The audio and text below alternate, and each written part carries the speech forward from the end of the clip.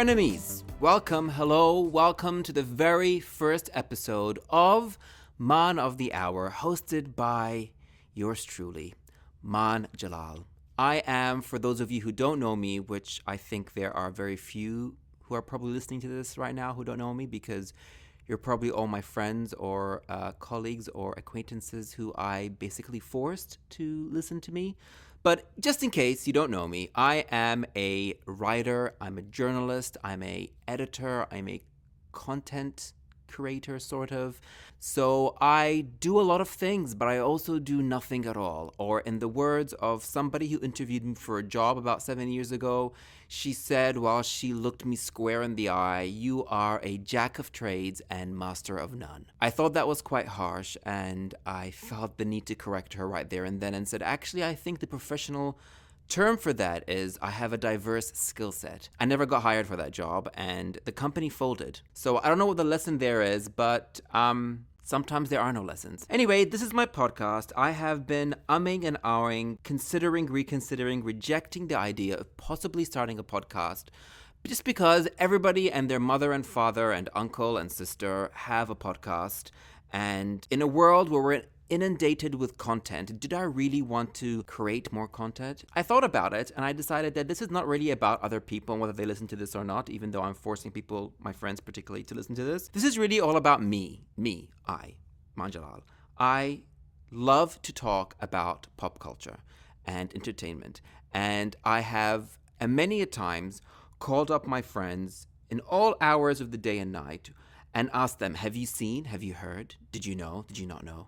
And I have gone on and discussed some of these topics that I'm obsessed with in extreme and minute detail, to the point of I even interrupt my own self to get my point across. And even when my friends are engaged, or if they're just humoring me to listen, I will interrupt them to just get my point across. By the way, I apologize if you can hear the sirens.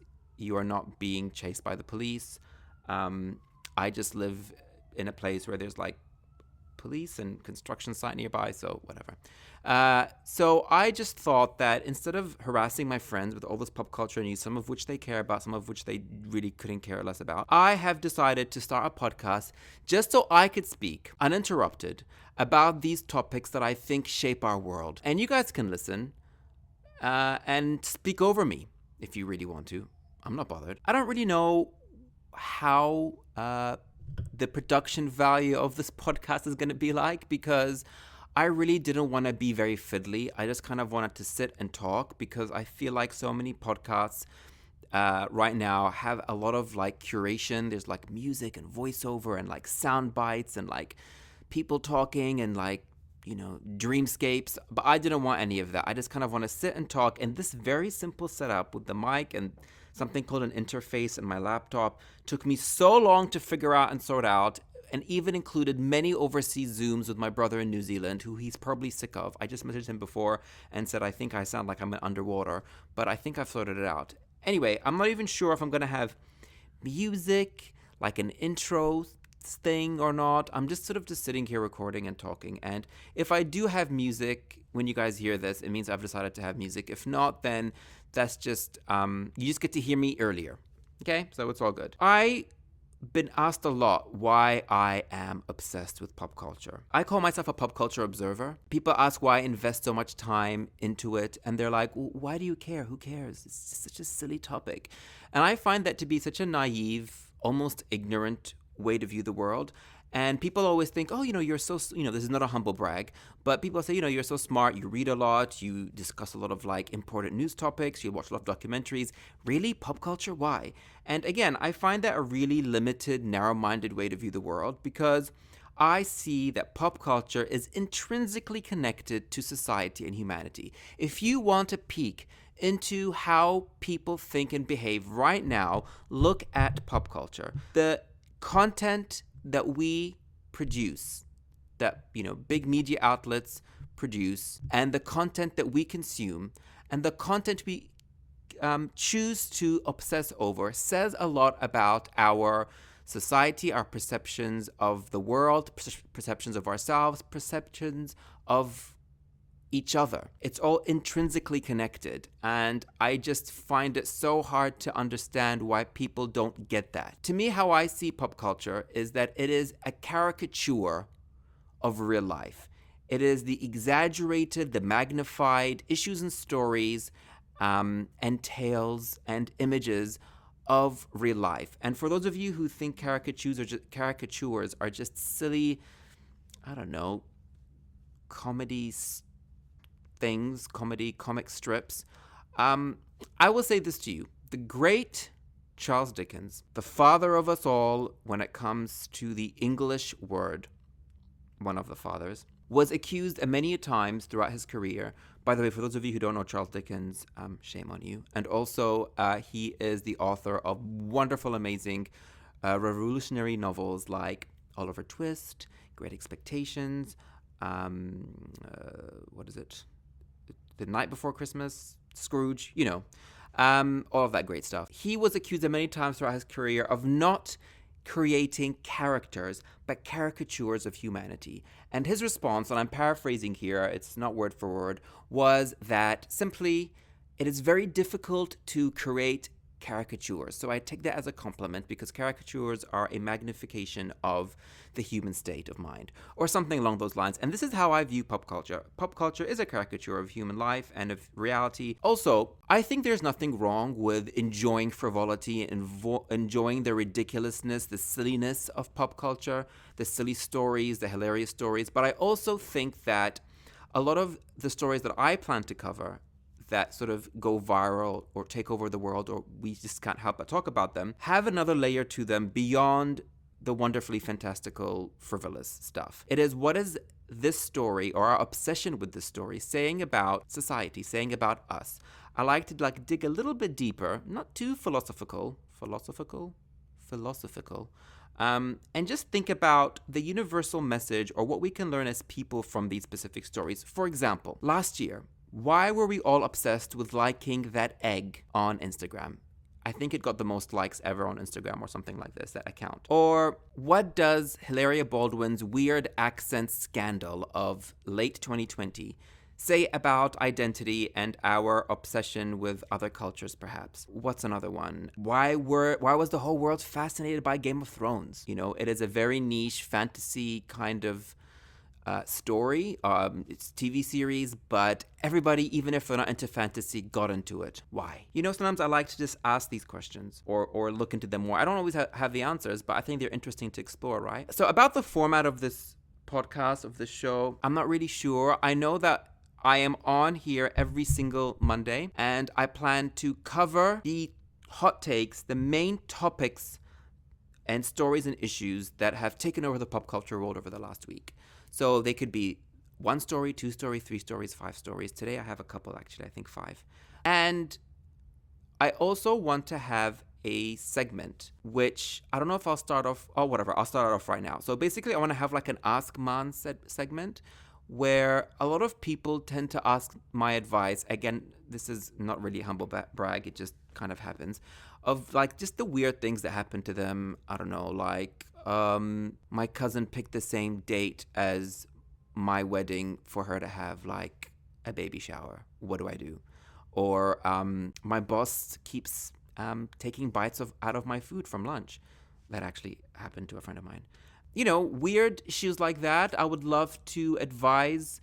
I call them moral dilemmas. I have a moral dilemma. I have many of these moral dilemmas, and they usually center around whether I should go out and venture into the world and see my friends and go to like nice cafes and restaurants, pre-COVID, post-COVID, during COVID, or stay at home with my lovely books and my laptop and watch great movies and read and write.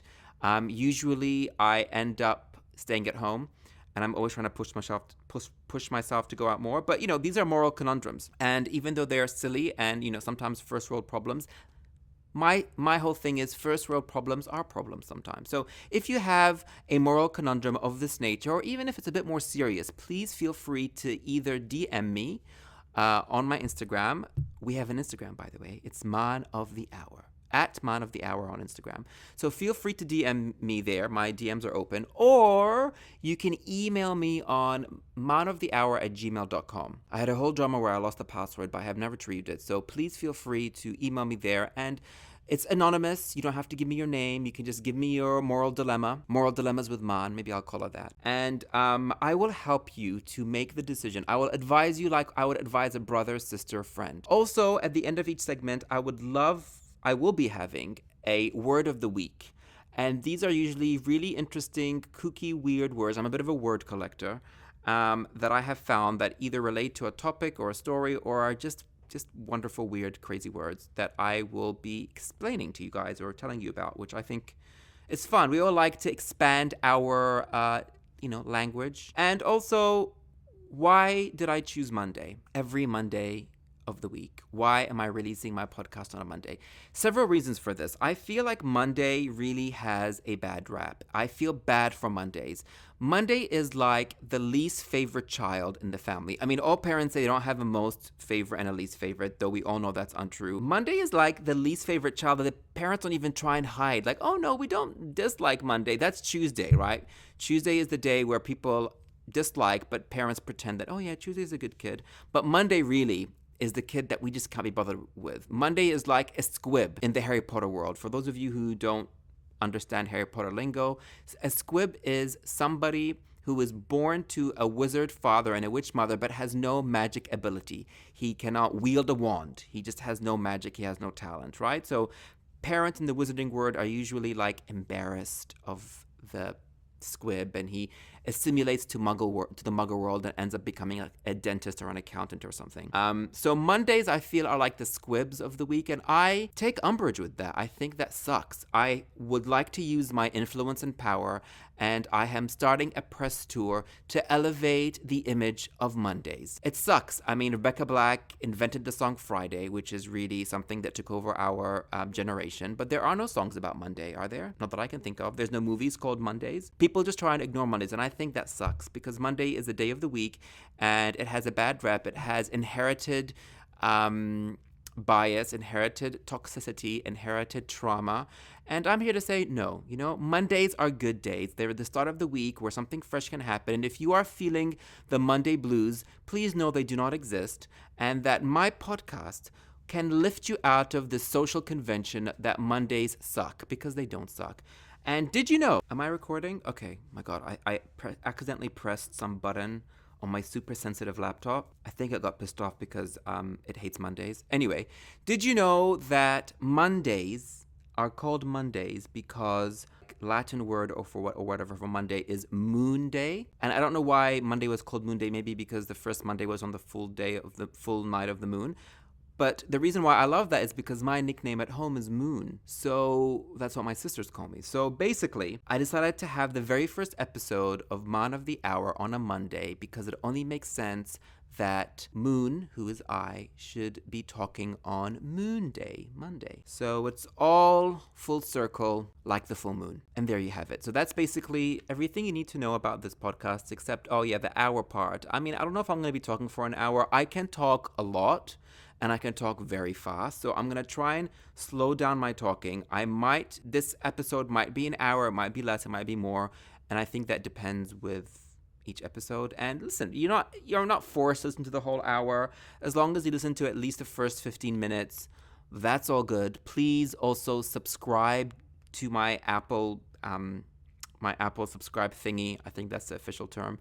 On my podcast on Apple and on Spotify, and also go on to my Instagram page at Man of the Hour and follow us and like and share and tell all your friends about, this guy, he's so hilarious. That's me. Because, it's a numbers game and I'm not a numbers guy, so I'm trying to find that sweet spot in the middle. So without any more fluff and distractions, I think we should get to the stories of the week that I really want to discuss with all of you. And I picked the best stories I could find. Well, it wasn't that hard. It was a week really full of really groundbreaking stuff. and I'm quite excited to talk about them. So, the very first story is one that has kind of gone viral over the past few days, and I posted about it on our Instagram page, which is Kristen Stewart, unofficial photos of Kristen Stewart as Princess Diana. So, Kristen Stewart is currently filming Spencer, where she stars as Princess Diana. And new unofficial photos of her in character have just been released. Kristen Stewart is seen with a feathered blonde wig, just like Princess Diana's, and is wearing a green and red plaid jacket and knee-length skirt and a pair of Adidas tennis shoes.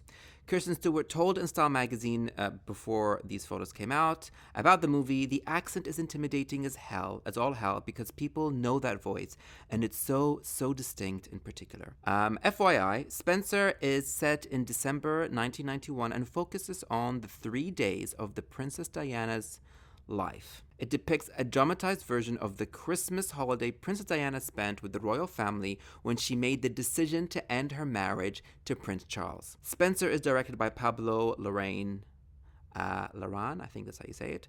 At this time, no premiere date has been announced. So if you guys haven't seen the photo, jump on our Instagram, Maan of the Hour, and I have the photo of Princess Diana in the same outfit, and then if you swipe, you see Kristen Stewart in the same outfit on the film set.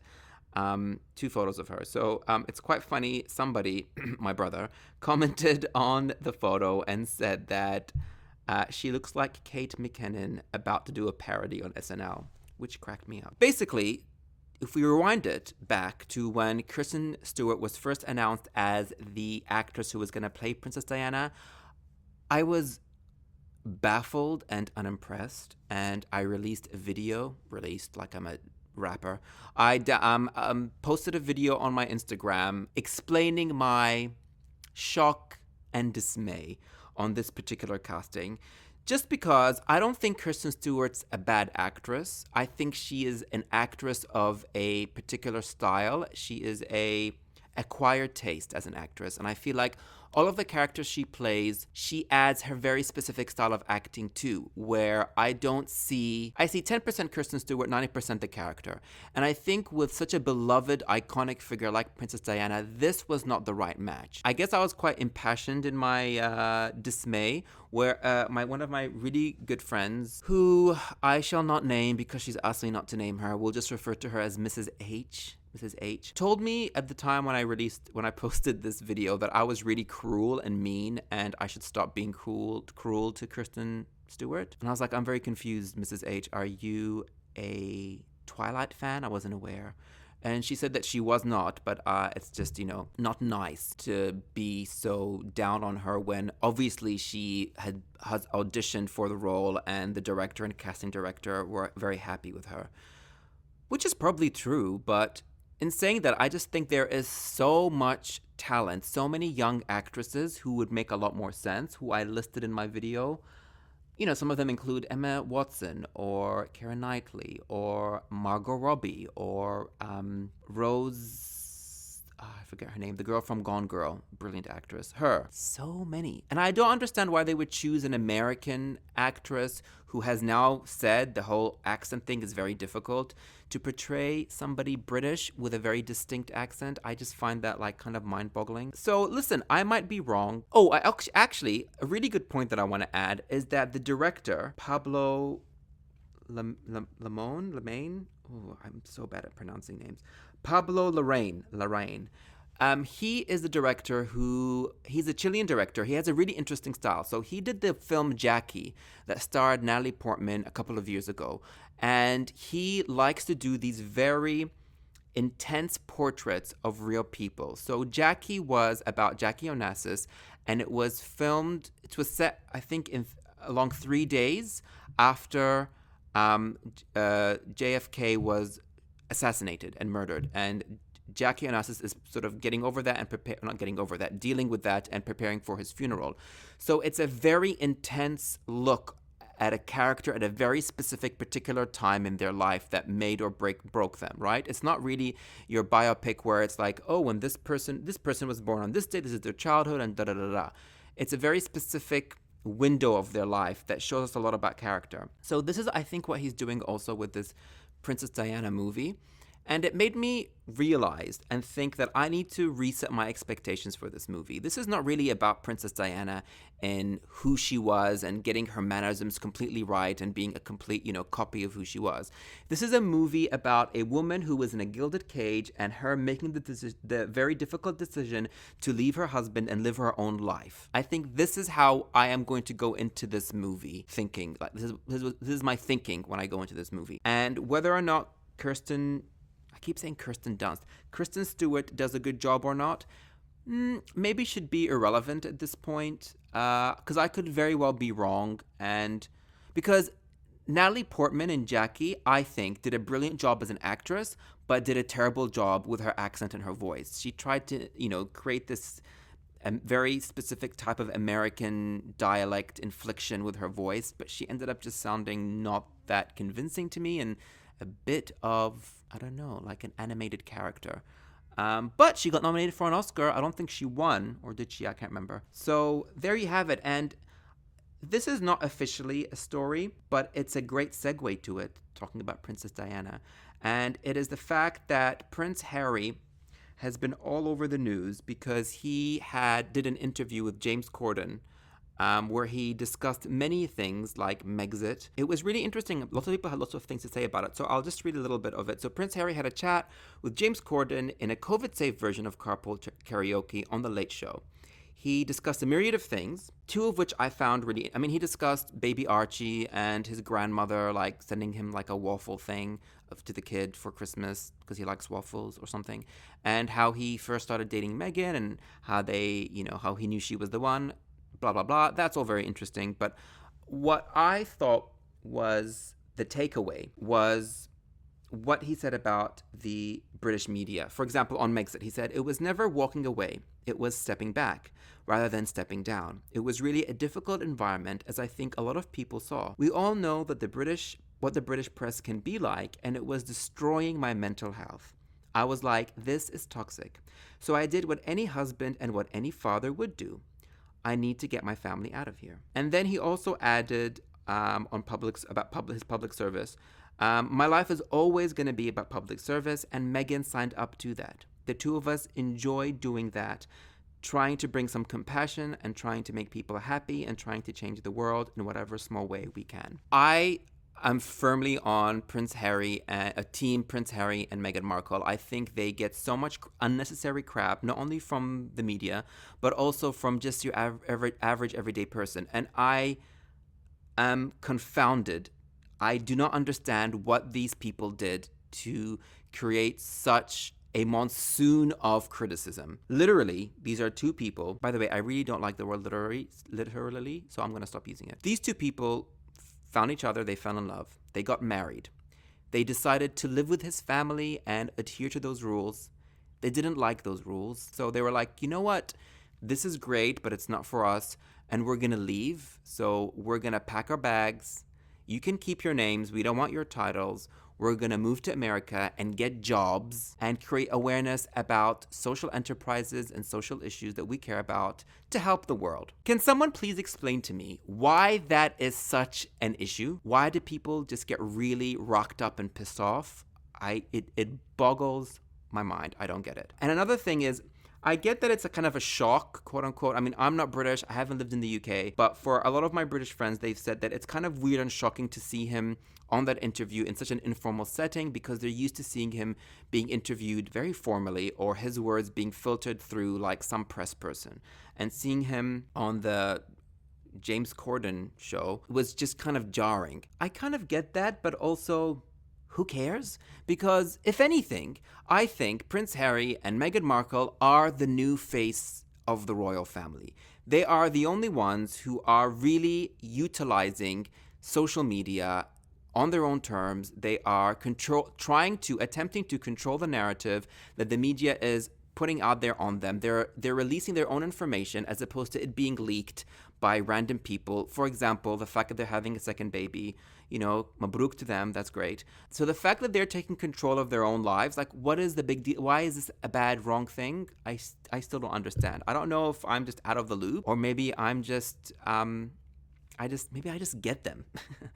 celebrity is just a weird thing. And I think if you're born into it, like Prince Harry was, what are you supposed to do? I mean, people are like, well, they wanted to get away from the media and, they left the UK because they didn't like the media, but now they're, dealing with the media. What do you want them to do? They're already famous. If they lived in some cottage in the middle of nowhere, do you think the media would leave them alone? They would still be hounded. So for me, I think what they're thinking is that we already have this fame and platform, so why don't we use it to promote the, philanthropic and social causes we've always cared about, and that's not to say that William Kate are doing that. They're just doing that within the confines of the royal family. But these guys can just do it the way they want to. So, I just see nothing wrong with that. And, like I said, it's just a couple who are trying to get a job and pay the bills and make a change. So let's just leave them alone. Celebrity is weird. Speaking of celebrity, great segue, not really, into my next story, which is kind of a sad, terrible story that ended in a good way, I think. But it kind of brings up this topic again of celebrity and what does it mean to be being private and being a public person. And it is about Lady Gaga and her dogs. Lady Gaga's French bulldogs, Koji and Gustave, have been returned safe and sound after being kidnapped earlier this week. An unknown woman dropped off the dogs at the LAPD police station at around 6 p.m. on Friday night. It's reported that the woman was, quote-unquote, uninvolved and unassociated with Wednesday's violent kidnapping. It hasn't been made public how the dogs were in this woman's possession or whether or not the $500,000 reward Lady Gaga offered for the dog's safe return with no questions asked was rewarded to the woman. So a reminder, on Wednesday night, Ryan Fisher, Lady Gaga's dog walker, was shot 4 times in the chest while walking her 3 dogs. Horrendous. 2 of the dogs, Koji and Gustave, were taken while the other dog, Miss Asia, ran away after the attack and was recovered by police. Ryan is receiving extraordinary care in the hospital right now, and his doctors expect him to make a full recovery, Fisher's family told TMZ. Lady Gaga is currently in Rome filming Ridley Scott's House of Gucci with Adam Driver. She was obviously distraught and freaked out, and I read that she had to hire extra security for herself and for her family when all this happened. And like I said, she asked on Twitter or Instagram for any information, and no question asked reward if the dogs are returned. 500,000, it's a lot of money.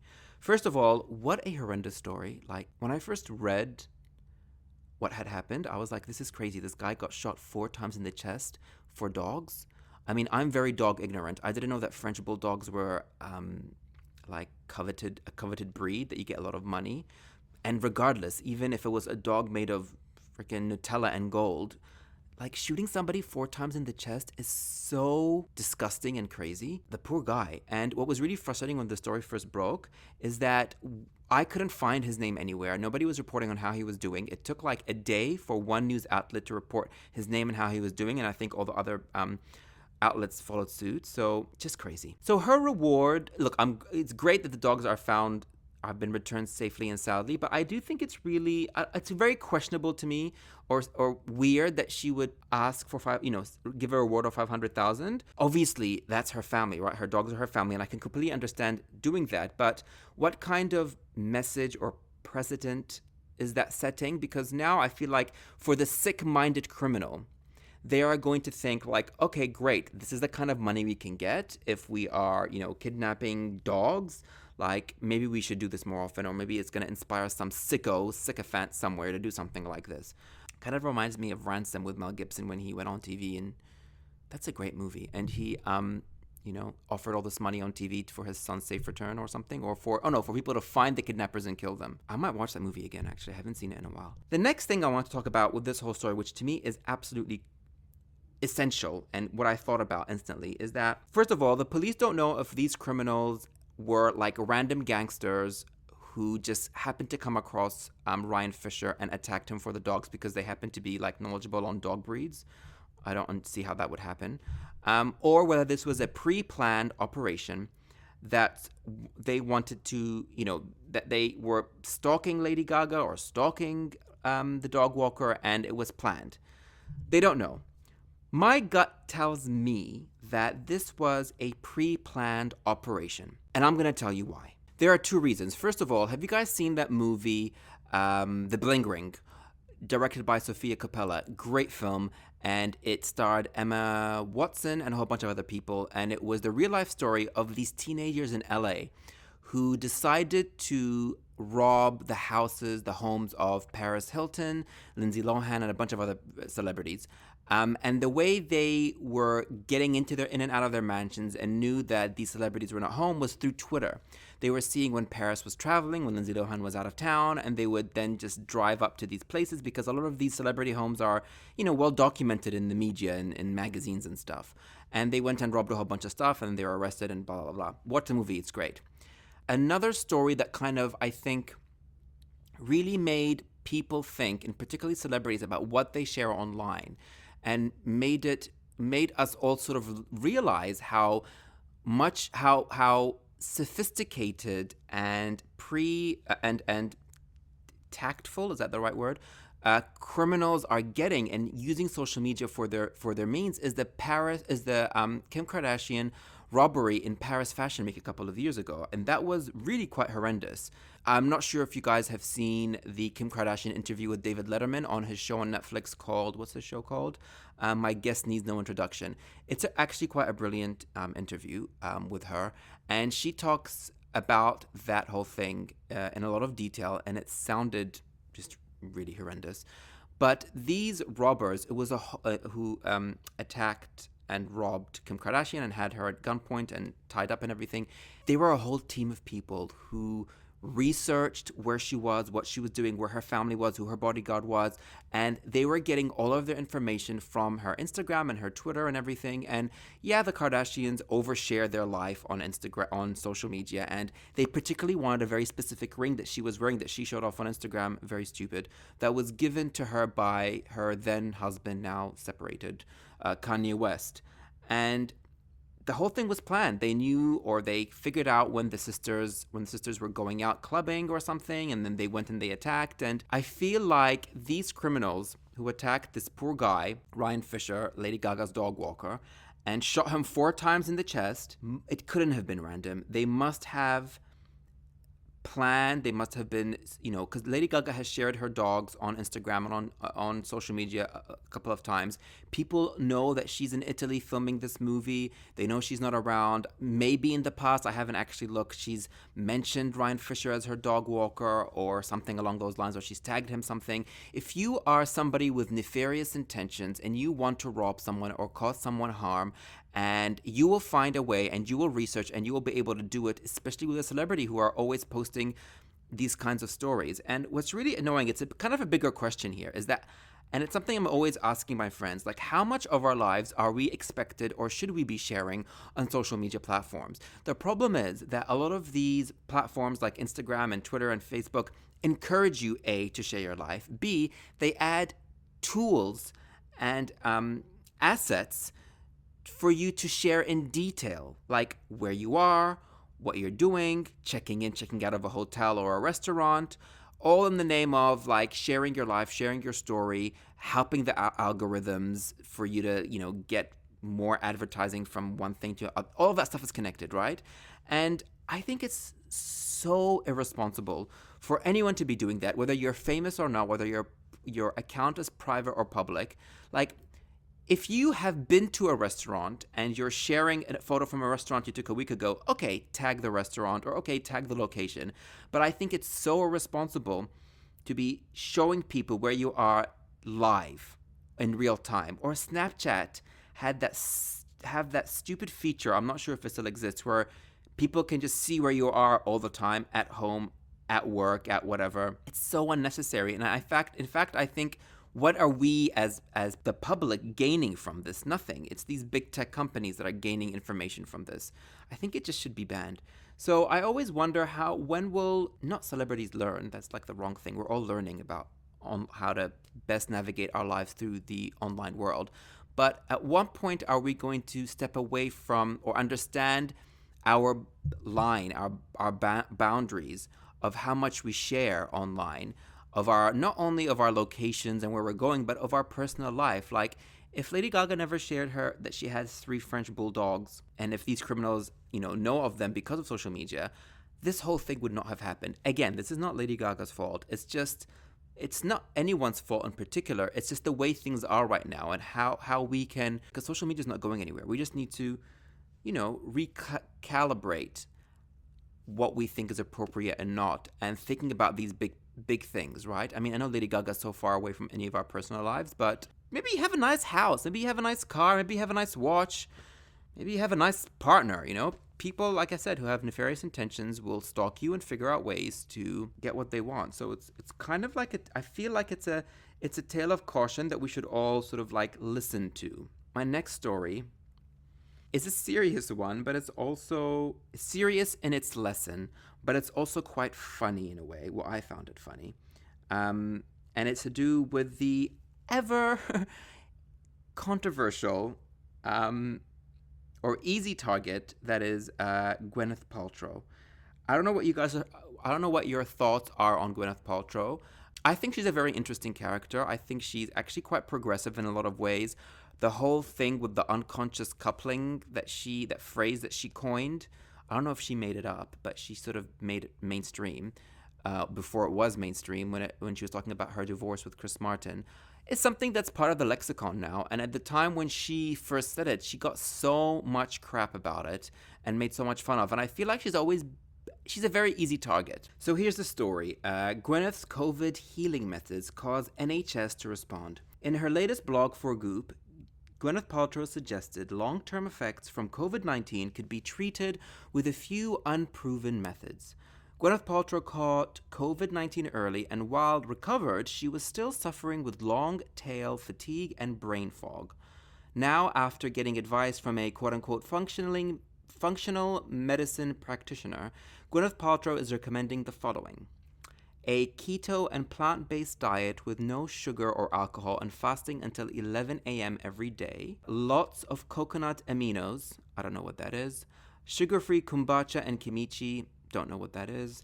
She also endorsed her brand's Madame Ovary supplement and seed lip that has the incredible herbal non-alcoholic cocktails. Don't know what that is. And she, in quotation marks, I'm doing an infrared sauna as often as I can, all in the service of healing. Again, I don't know what that is.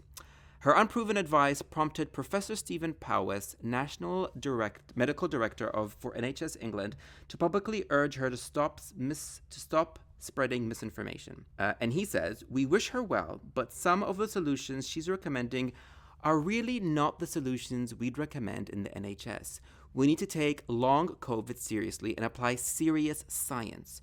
All influencers who use social media have a duty of responsibility and a duty of care around that. Now, I'm not laughing at his quote because I completely agree with him, but I do laugh that he referred to her as an influencer. I think that is so hilarious. He either doesn't really know that Gwyneth Paltrow is an award-winning actress that comes from quote-unquote Hollywood royalty, or he knows that he doesn't care, or he just really thinks he's an influencer. So this story is interesting for a myriad of reasons. First of all, like I said, Gwyneth Paltrow is a really interesting kind of person. And while I think she is very smart and intelligent and very forward-thinking, I do think that she doesn't always have her feet planted on the ground in some cases. So I went on her website, which is a lifestyle website, Goop, that caters to a very particular type of woman, I would say, of a very certain pay bracket, right? So probably upper middle class and upper class. And I read the blog post in question, and while it was detailed in many ways about her experience with COVID and the medicines or the healing things that she took, and she actually mentions the doctor's name, Dr. Will Harris, is that his name? I can't remember now. She doesn't really give much context around how these methods that she's recommending fit into a wider to the wider studies around COVID or the wider, methods of healing from COVID. There wasn't sort of like a disclaimer or a footnote that says, by the way, these things worked for me, and by the way, even though this doctor recommends this, we still advise you to speak to another medical practitioner or your GP, or to follow government guidelines, or to, there was no like health warning or something. It was just kind of, and at the same time, she wasn't saying these were a guarantee thing, these methods of healing. While detailed, it was very vague and wishy-washy, And it kind of irritated me because this has a domino effect on so many, it has a ripple effect, and she should have known better, or the Goop editorial team should have known better.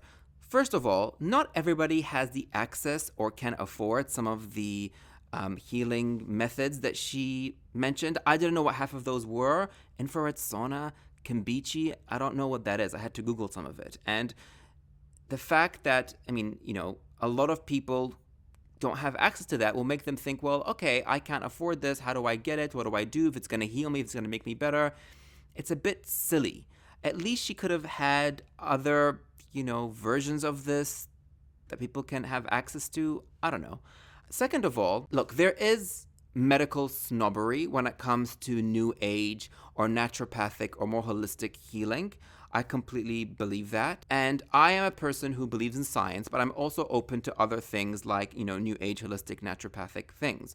And I do think that for the average everyday person, maybe having like a balanced bit of both when it comes to your everyday health and your general health lifestyle and outlook is maybe not a bad thing.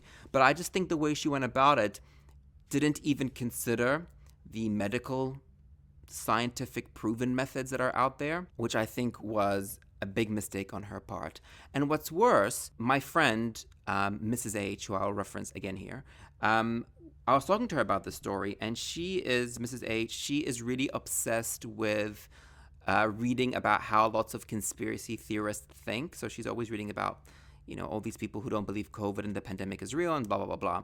And so she was saying in those communities, she was reading about how a lot of them were discussing the fact that, well, if Gwyneth Paltrow is saying all this kind of stuff and she's crazy, why are we crazy? I think that's what they were saying. And I think that is kind of dangerous. For somebody who's quite smart, this was less than a smart thing to do and put out there. And also, I say that Gwyneth Paltrow is an easy target. A lot of people sort of like make fun of her for like sometimes the posts that she posts, the things that she says that seem a little bit out of touch. And she makes it very easy to be that target of mockery when she does stuff like this. It just seems a bit like, I don't know, offhanded. And I wish, because she seems like a lovely person, and whenever I see her in interviews, she's so smart and she's so intelligent, she's so well spoken. So I kind of just like expect more when it comes to her writing something around a topic as serious as COVID and the pandemic. And the problem is that Goop, her website, has had brushes of this type of thing, brushes with the courts when it comes to kind of false advertising. And I wrote it down here. In 2018, Goop agreed to pay a substantial settlement over unproven claims about the health benefits of the infamous vaginal eggs it was selling. Vaginal, oh my God, sorry.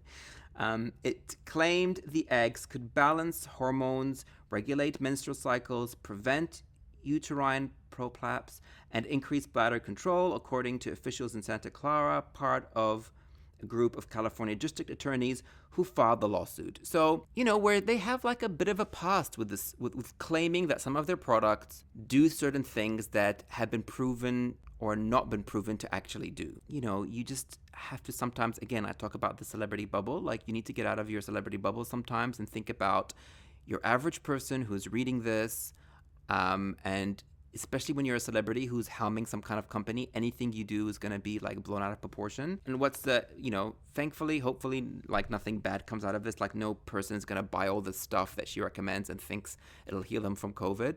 But I think for her, the worst thing that's come out of this is that the NHS medical director called her an influencer, which maybe she doesn't care about. But I mean, she has an Academy Award. And the fact that somebody has an Academy Award and is also an influencer to me is like quite hilarious. So the next story I want to talk about is a story that the next two stories actually really made my week and made me very, very happy indeed. The first one is about two of my favorite actors, George Clooney and Julia Roberts, who are reuniting on screen for a movie. So the story goes that George Clooney and Julia Roberts will star in a new romantic comedy entitled Ticket to Paradise. They will play a divorced couple who travel to Bali to stop their daughter from making the same mistake they think they made 25 years ago, getting married. The long-term friends, George and Julia, have starred in Money Monster in 2016 and played love interests in Ocean 11, 2001, and Ocean 12 in 2004. So the reason why I wanted to talk about this story is not only because I love these two actors, but I also love romantic comedies. I love all genres of movies, but I have a particular soft spot for a couple of genres, and one of them is romantic comedies. If you guys don't follow me on Man of the Hour, please do, because I recently, last night, I posted a very elaborate story, a voting story for you guys to vote the best romantic comedy film from the past 30-ish years. And while I was doing my research, I came across a really fascinating little observation. So the movies range, right, from the very first movie in the list is When Harry Met Sally, which was released in 1989. And I go through so many very famous ones like Pretty Woman and Sleepless in Seattle and Four Weddings and a Funeral, Clueless, The Wedding Singer, My Best Friend's Wedding, so on and so forth, all the way up until 2020 or 2019 with Isn't It Romantic, starring Rebel Wilson. So while I was doing this and I was covering all of these years of romantic comedies, I came to the realization that between the years of 2011 to 2017, there were no romantic comedies released. None. Zero. They were like, okay, a few like C-grade ones that nobody watched, but there were no high-grossing, highly acclaimed, critical, romantic comedies for us to binge watch to watch and enjoy. So those 6 years, 11, 12, 13, 14, 15, 16, 17, 7 years. I'm really bad at math. I'm just going to put it out there. So for those 7 years, what was happening? Why was there no romantic comedies? And it got me doing some research, and I realized a couple of things. So romantic comedies, let's start from the 80s, were not musicals. They were about love. They were funny, but they were also very contemporary and really showed most of the time kind of urban cities, or like a little bit of country, but more urban cities, right? And they were relatable, funny, and they dealt with very modern contemporary issues. And as time progressed and they became more popular as a genre, they became more and more stylized. And by that, I mean they all kind of started to have the same look, the same feel, the same style, the same type of dialogue, the same kind of humor, the same type of actors, especially at the height of the romantic comedy genre, which I would say is the late 90s, early 2000s. You had the Jennifer Lopez's, you had the Hugh Grants, you had the Kate Hudsons, the Matthew McConaughey's, the Drew Barrymores. They were the staple romantic comedy actors. We saw them, we thought romantic comedy, we have to watch this. But the problem there was that the stories became so similar. Not the stories, the plots became way too similar. And just the location, the environment, and the names were different. So think of it like the real estate bubble, right? It got to a point where the bubble just burst and people were kind of found them predictive. They were questioning the tropes. They found them annoying. They kind of, romantic comedies became a punchline, and they became like the bottom of your popcorn, where it's just seeds. People just didn't want them anymore for a while. And between the years of 2011 and 2017, people were interested in consuming other types of films. It was, I guess, the beginning of the age of the massive blockbusters from The Avengers and Batman, Superman, Spider-Man, 50 Shades of Grey, what else? Thor. All those movies that have like sequels and trilogies and, you know, larger than life blockbusters with like so much, what is it called when did they do that, the computer Photoshop stuff with the green background? What is wrong with me? Special effects. So many special effects. People were sort of escaped into something that was like, you know, way bigger than them or way bigger than reality, in a fantastical way. Not romantic comedies that were just kind of not always true to reality, but they were making you think they were reality, if that makes sense.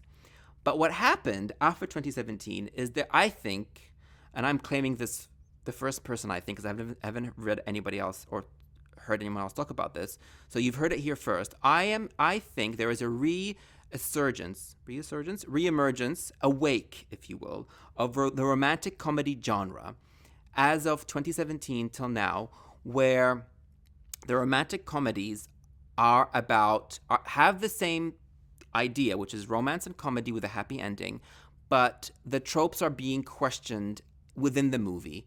The fourth wall, quote unquote, is being broken, and you're seeing a lot more diverse cast. So we had Crazy Rich Asians, we had To All the Boys I've Loved Before, we have diverse, inclusive ideas of who should be in a romantic comedy, who is a star of a romantic comedy, and it's not your typical pretty girl next door or your good-looking bachelor type of guy like Matthew McConaughey. It's more realistic people or more people who we admire and like for things beyond their like cookie cutter image, like for example, Rebel Wilson's Isn't It Romantic is a great example of that. And movies, romantic comedies that are based on novels written by writers of color and of diverse backgrounds that include lots of different kinds of people in their novels. That I think is going to be is the new romantic comedy that's coming out. And I think unfortunately COVID, one COVID is enough. COVID in 2020 kind of put a halt on a lot of romantic comedies that were going to be filmed. Or even, for example, romantic comedies that star older people, like Meryl Streep and Alec Baldwin, who were in It's Complicated. That was, I think, in 2017. Whereas before, romantic comedies were always revolved around youngish people, not people of a certain age or older, right? And that's a brilliant film. So back to the story, which is George Clooney and Julia Roberts reuniting on film for this romantic comedy, I think is brilliant because it's taking the best of both worlds. George Clooney and Julia Roberts were one of those actors that we associated with romantic comedies. Julia Roberts with My Best Friend's Wedding and Pretty Woman and Runaway Bride. George Clooney with One Fine Day, brilliant movie. But having them in this new age of romantic comedies as people we know and associate with that genre, but in a new way because they are a divorced couple who are older, who are supposed to be, I guess, meant to be together. I think that is such a brilliant way to bridge that gap and to sort of show or maybe be the beginning of this new genre that's emerging of romantic comedies. So I'm really excited about that. I think that romantic comedies are essential for pop culture and our everyday lives and for our consumption of media and content and films. And my particular love for romantic comedies, I think, springs from my love of Jane Austen and Pride and Prejudice, which I believe is the blueprint for all modern romantic comedies. If you have not seen the original BBC miniseries of Pride and Prejudice, watch it. If you haven't seen the film with Keira Knightley, watch it. And if you haven't read the book, and you want to read the book or listen to the audiobook, read it or listen to it because they're really, really great. So our last story for the very first episode of Man of the Hour is a story that made me so happy because in a world where we have too much content but not enough good content, this just brightened up my week. Nickelodeon to expand Avatar: The Last Airbender with creators. First up is an animated film. Nickelodeon is launching Avatar Studios, a new division to create original content spanning animated series and movies based on the world of Avatar: The Last Airbender and The Legend of Korra. The network announced on Wednesday original creators and executive producers Michael DiMartino and Brian Contezico, I can never say his name right, will lead the studio as co-chief creative officers. The first project is already lined up, an animated theatrical film set to begin production this year. In an exclusive statement, they said, the co-creators DiMartino and Contesco, it's hard to believe it's been 19 years since we created Avatar: The Last Airbender. But even after all that time, there are still many stories and time periods in Aang's world that we are eager to bring to life. We are fortunate to have an ever-growing community of passionate fans that enjoys exploring the Avatar-verse as much as we do. All I have to say is, it's about time. Now, for those of you who don't know what Avatar: The Last Airbender is, I implore you, the whole series is now on Netflix, to watch the animated series. It's brilliant. It is great for kids, great for teenagers, great for young adults, 20-year-olds, 30-year-olds, 50-year-olds. It's a beautiful story. I can't even begin to explain. I'm going to give you guys a very quick, 30-second, 10, 20-second premise about it. So in a world much like our own, there are people who have controls of the elements. Some of them can control water, some of them can control fire, some of them can control the earth, some of them control the air. And one boy, Avatar Aang, can control all four, and he is tasked with saving the world from the Fire Lord.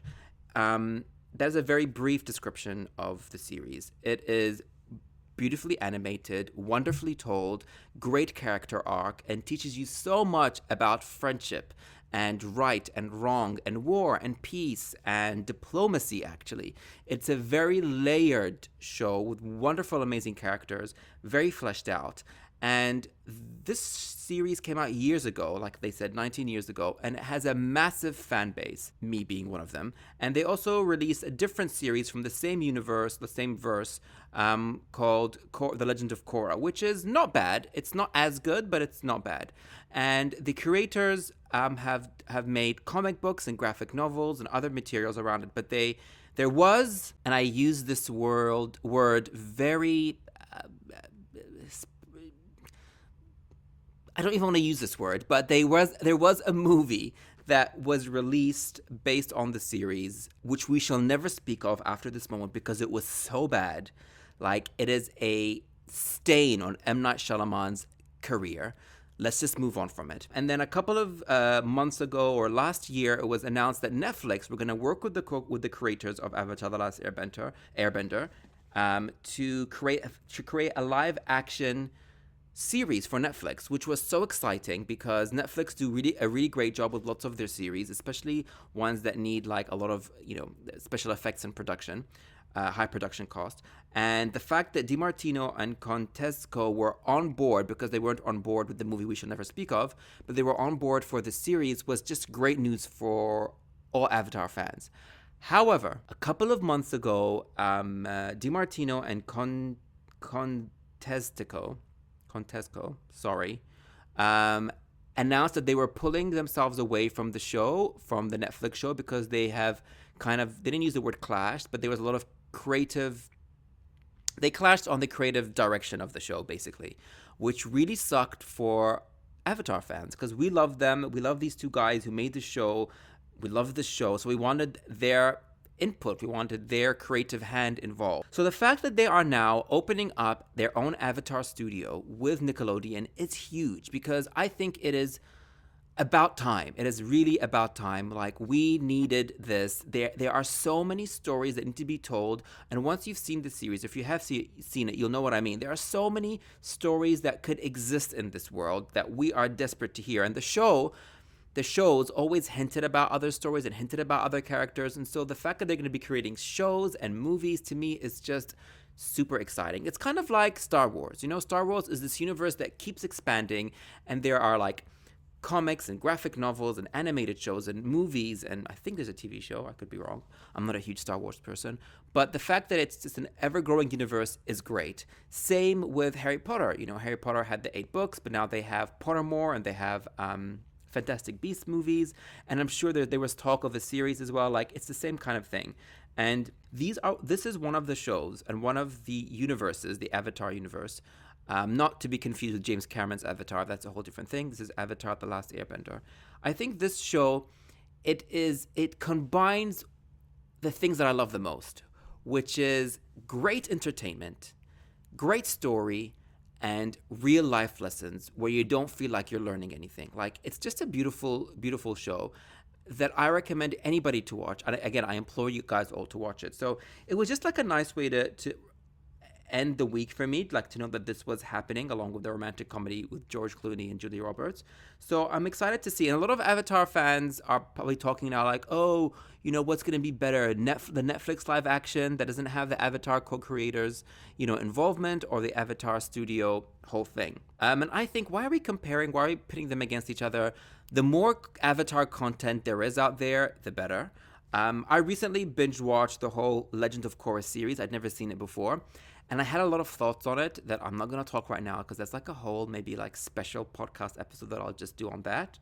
I will be doing a few of those at some point. Anyway, I'm going to move on now to my first segment of Word of the Week. And it's so far my most favorite one, because I love words. I am a word hoarder.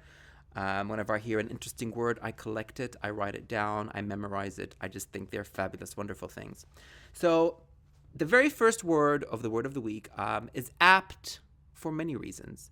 Now, I don't want you to be shocked by how it sounds. It sounds very aggressive and a little bit violent, but it's nothing like that. So the word is gentacular, right? So it kind of sounds like jugular and also like spectacular. So jugular and spectacular equals gentacular. So take a minute and think about what that could mean. Does it mean like something is gentastic? No.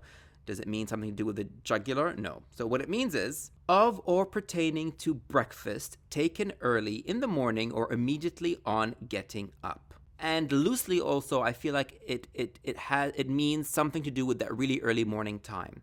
So I think it's a great word because I have recently come to really love breakfast. I was never really a breakfast person. I guess I was taking the Gwyneth Paltrow route of not eating till after 11. But, breakfast, it's the most important meal of the day and da-da-da. And I've also become accustomed to waking up extra early, which is not like me because I'm a bit of a night owl. And so, I feel like I'm getting into the gentacular lifestyle, maybe.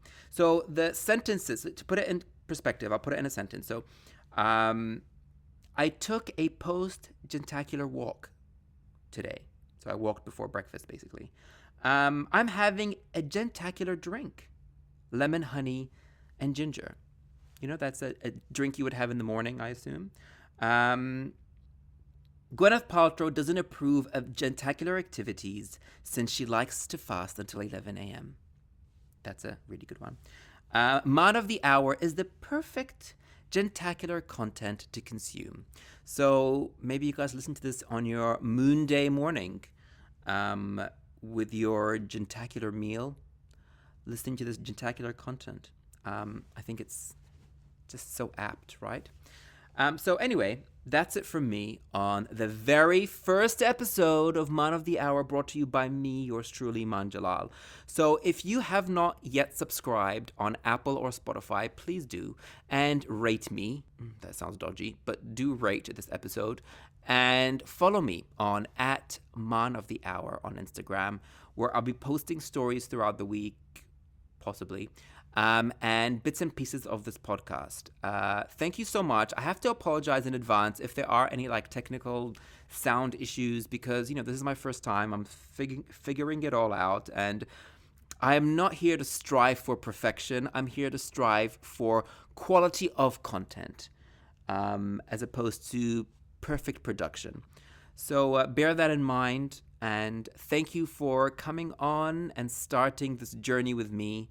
I hope there'll be another episode next Monday. And until then, toodle-oo.